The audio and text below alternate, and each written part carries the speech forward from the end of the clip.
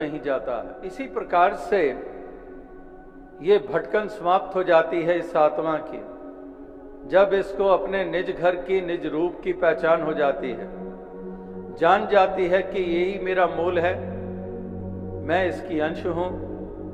और जिस मूल को जाना, ये मूल अविनाशी भी है, ये अचल भी है, अजन्मा भी है, जिसको कोई बनाने वाला नहीं है, जिसको स्वयंभू कहा गया है, जो खंडित नहीं होता है, जिसकी कोई रंग नस्ल जाति नहीं है। तो जब ये जाना इसको इसके रूप में, जैसे अभी भी जिक्र हो रहा था, कुरुक्षेत्र के मैदान में भगवान कृष्ण के द्वारा अर्जुन को ये बोध कराया जाना, जिसके कारण वो 10 दिशाओं की तरफ नतमस्तक हो जाता है, उससे पहले क्यों नहीं हुआ? वो जब ज्ञान की चक्षु दिए जा रहे थे कुरुक्षेत्र के मैदान में, वो चक्षु प्राप्त करने के बाद क्यों चारों तरफ 10 दिशाओं की तरफ नतमस्तक हो रहा है? क्योंकि तब उसने भगवान कृष्ण के असली अविनाशी रूप के दर्शन किए, जो कि अविनाशी, जो खंडित नहीं होता, जो सारी यूनिवर्स को बनाने वाला, जो सारी यूनिवर्स को बनाने वाला भी है और उसमें उपस्थित भी है।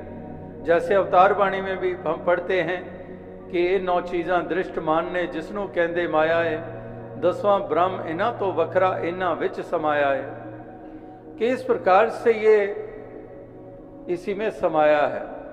इस सारी कायनात में इसकी उपस्थिति, ये जो विराजमान है, जल थल मैयल पूर्या स्वामी सिरजनहार, जलस्थुई थलस्थुई जमी जमा के बिखे समस्त एक जोत है, जो ना कमती होती है ना बढ़ती होती है, एक समान रहती है। तो जब आत्मा ने अपने इस निज रूप को जान लिया, तो साथ में ये भी बोध हो गया कि जिसकी मैं अंश हूं, इसकी तो कोई जाति ही नहीं है। क्या परमात्मा की जाति है? अगर सूर्य की जाति नहीं है तो उसकी किरणों की जाति कहां पर आ गई? यानी कि एक मन में भी अब उजाला आ गया। जहां आत्मा को रोशनी मिली, आत्म रोशन हुआ, वहां पर इसी जानने के बाद मन में भी वो रोशनी उत्पन्न हो गई। मन में भी जो भ्रम पैदा हुए थे जाति पाति को लेकर, ऊंच नीच को लेकर, जिसके कारण अपनी जाति पे अभिमान और दूसरे के ऊपर जुल्म, दूसरों का तिरस्कार, दूसरों को मलेच्छ, दूसरों को अछूत, ये कह के हम दुर्व्यवहार करते चले गए।